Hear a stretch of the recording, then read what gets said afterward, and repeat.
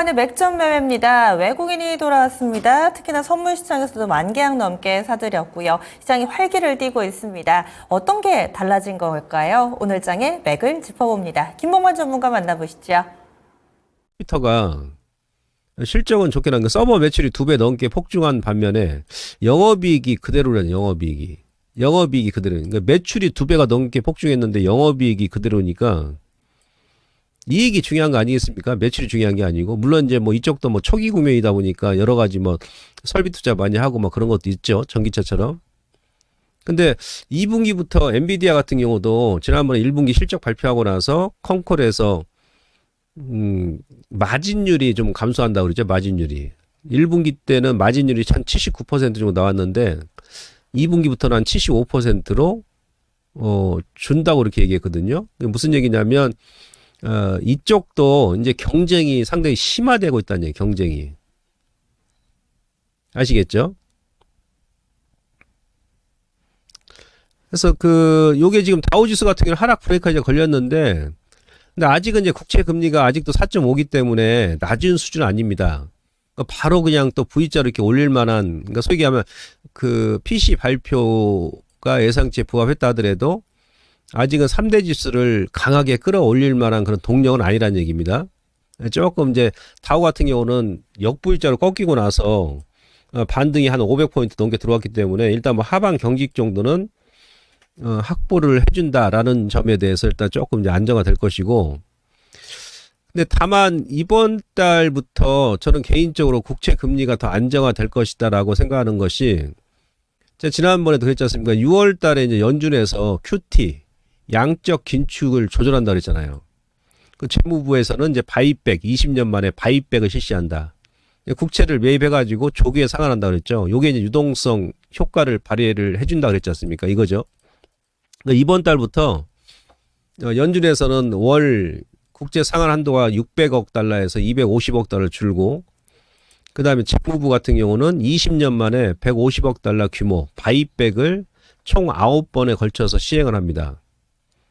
예, 그러면 아무래도 제가 보건대는 지난주까지 미국 같은 경우는 이제 국채 발행이 비교적 큰 금액이 끝났기 때문에 여기서 국채 수익률이 더 치고 가지 못할 것 같아요. 그러니까 6월 달에 혹시라도 여러분들께서 이걸 체크를 하세요. 제가 그랬죠? 10년물 국채 수익률이 저항이라고, 저항이죠. 여기서 딱 얻어맞는 그런 모습이죠. 그죠? 근데 10년물 우리 시장이 상당히 좀 이게 이제 2차 전지도 마찬가지고 제약바이도 마찬가지예요. 예. 우리 시장이 상당히 탄력적으로 움직이려면, 제가 지난번에 그랬잖아요. 지난달에 4.5 이상 넘어가게 되면 그때 우리 코스피 지수가 조정이 나올 것이고, 이제 좀 준기적으로는 요 200일선 있죠. 300, 요 빨간색 선, 200일선. 4.3 아래로 내려와야 돼요. 4.3 아래로. 이 4.3 아래로 내려오게 되면 제가 보건대는 우리 코스피하고 코스닥이 1월부터 5월까지 OECD 국가 지수 상승률 중에서 꼴찌라 그러죠. 꼴등. 꼴등이라 그랬죠. 꼴등. 예. 코스닥은 오히려 마이너스다. 1월부터 5월까지. 다 올라갔는데 우리나라만 지금 꼴등이에요. 꼴등. 예. 그래서 만약 국채 수익률이, 요 10년물 국채 수익률이 4.3. 그러니까 이 저점을 이탈한다 그러면 그때는 아마 우리 대한민국 코스닥, 코스피가 가장 강하게 움직일 가능성이 높습니다. 1월 달부터 5월 달까지 예, 못 움직였던 것을 단번에 또 이제 만회할 수 있다는 얘기예요. 우리 1등이 될 수 있다는 얘기지. 그래서 이번 달에 연준에서 QT를 실시하고 재무부에서 바이백 실시를 하니까 국채 수익률이 여기서 더 밀리는지 여부를 한번 보시라는 말입니다. 예? 4.35로 이탈한다 그러면 그때는 이제 우리 시장이 가장 강할 수 있기 때문에 그때는 좀 강하게 배팅을 해도 된다는 얘기죠. 그리고 전반적으로 아직은 이제 그거 이탈하기 전까지는 국채 수익률이 지금도 높단 말이에요. 이게 그 이하로 또 안 밀린다 그러면, 예, 주가 또 올라갔다 또 다시 또 박스를 만든단 말입니다. 요거 일단 체크하시고, 물론 제가 이제 말씀드리겠습니다만 또. 그 다음에 오늘 같은 경우는 이제 거래소, 물론 이제 외인들 그 선물 매수가 들어오면서 대형주가 강세였죠. 대형주가 특징이 뭐라 그랬습니까? 4월달, 5월달 약세였지 않습니까? 그죠?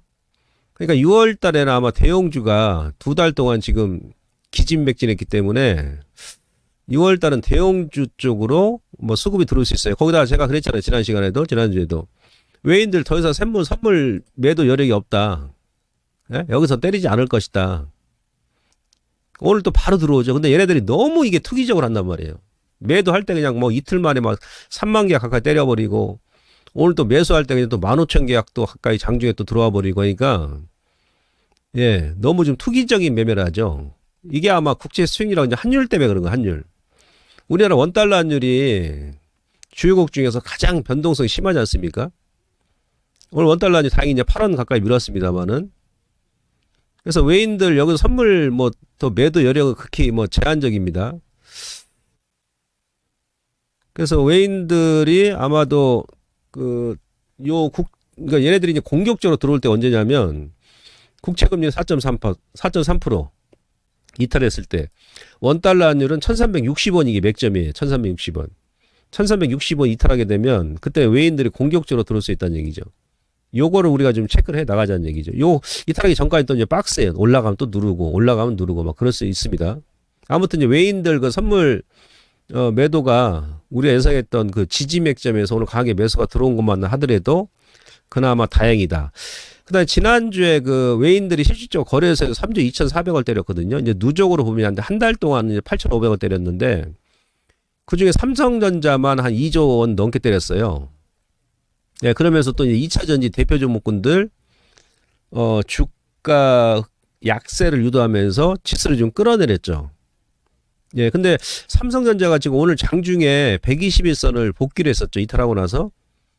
예, 종가상으로는 이제 뭐 복귀 못했습니다만은 더 빠지지 않을 것 같아요. 거기다 2차 전지 같은 경우도 대표 종목군들이 뭐 2달까지 지금 막 계속 흘러내렸기 때문에 거기다가 또 LG 엔솔하고 LG화학 같은 경우는 S&P에서 신용 등급을 안정적에서 부정적으로 또 하향 조정했잖아요.